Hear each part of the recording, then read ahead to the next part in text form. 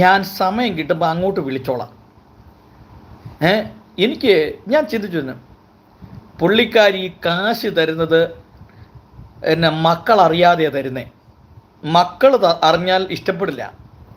ആ സുവിശേഷ സ്നേഹമൊന്ന് ആലോചിച്ച് നോക്കിക്കേ.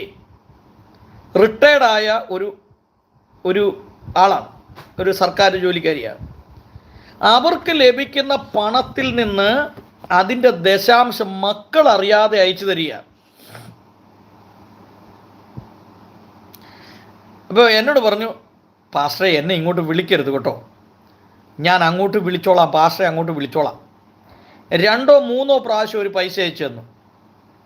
അവർ എൻ്റെ വീഡിയോ കണ്ടിട്ട് ഞാൻ ഇൻ്റർവ്യൂ ചെയ്ത പാസ്റ്റേഴ്സ് ഉണ്ടല്ലോ, അവർക്ക് കൊടുക്കാനാണ് പറഞ്ഞത്. ഒരിക്കലും ഒരു കാല് തളർന്നു പോയ ഒരു സഹോദരന് 2500 രൂപ കൊടുക്കണമെന്ന് പറഞ്ഞു. ഒരിക്കലും വേറൊരു സുവിശേഷം. അപ്പം ഇങ്ങനെ ഓരോരുത്തരും അവർ തന്നെ പറയും ഇന്ന ആൾ കൊടുക്കണം കേട്ടോ എന്ന് പറയും. എന്നിട്ട് അവർ 2 ദിവസം കഴിയുമ്പം മക്കൾ വീട്ടിൽ ഇല്ലാതിരിക്കുമ്പോൾ വീണ്ടും വിളിച്ചിട്ട് എന്നോട് പറയും, അവർക്ക് കൊടുത്തായിരുന്നു. ഞാൻ പറഞ്ഞു കൊടുത്തു, ഞാൻ എൻ്റെ സ്ക്രീൻഷോട്ട് കൂടെ അയച്ചു കൊടുക്കും. അപ്പോൾ ഒരാളൊരു പൈസ തന്നാൽ